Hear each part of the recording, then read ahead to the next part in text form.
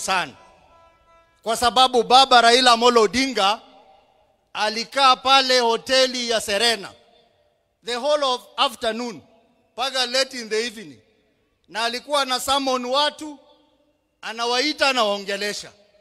Mimi am lucky, I was one of the people. Nikiwa kule Senate, baba akaniita, nikakaa na yeye pale Serena, na hiyo siku baba was in high spirit na alifungua roho mambo yake. Baada ya hiyo nikishaenda nyumbani 1 hour later nikaambiwa kwamba unaitwa urudi pale Serena.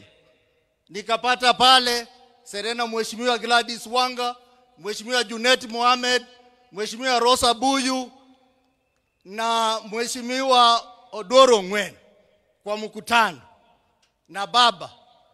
Na hiyo baba akauliza swali kwamba hii mkutano ambao tulikuwa tunapanga kubwa ODM at 20, akasema kwamba yeye anasafiri anaenda kule India.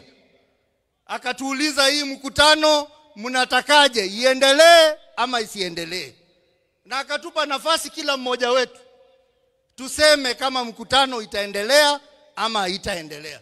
Sisi wote tukasema kwamba baba, wewe ndio mwenyewe. We are not celebrating ODM at 20, but we are celebrating you for the legacy of this country and for the fights you fought for the people of Kenya. Sisi wote tukasema tutaahirisha hiyo mkutano mpaka ile siku baba atarudi.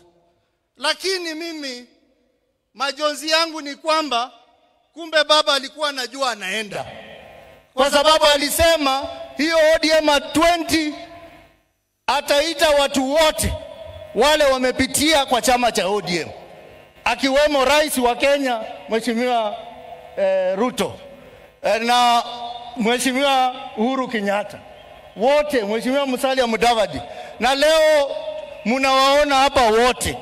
Sikujua kwamba hiyo ODM at 20 itakuwa ni mazishi ya mzee baba Raila Amolo Odinga.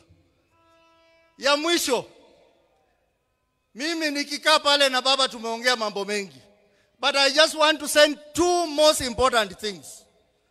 Kwamba baba Rais William Ruto, sisi kama chama tunashukuru sana umepatia rafiki yako a befitting send off. We are happy as a party. But baba was happy if all Kenyans enjoy life and benefit. Baba, on March this year, baba Raila Odinga aliweka kidole kwa mkataba 10 points agenda ambayo ni masuala ya Wakenya.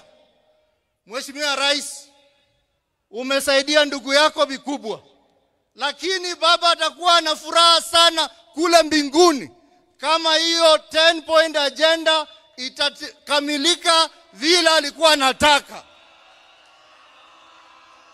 Na baba mwenyewe alikuwa amesema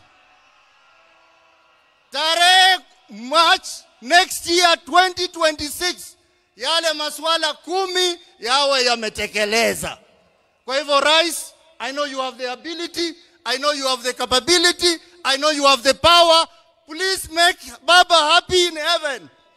Ya mwisho, chama cha ODM, I want to join the other leaders who have spoken before me to say many people are saying outside there that now that baba has gone, the party is gone. I want to tell you today that baba has left a strong team of able, brave individuals who are ready to run this party. We will sit down. We will take our time to mourn baba. After mourning baba, we will constructively engage internally. And then we will pick our pieces and ODM will stand strong as a single political party in Kenya that will continue to drive the vision of baba. Asanteni sana. Wacha tuseme ODM. ODM. Asanteni sana, Mungu awabariki.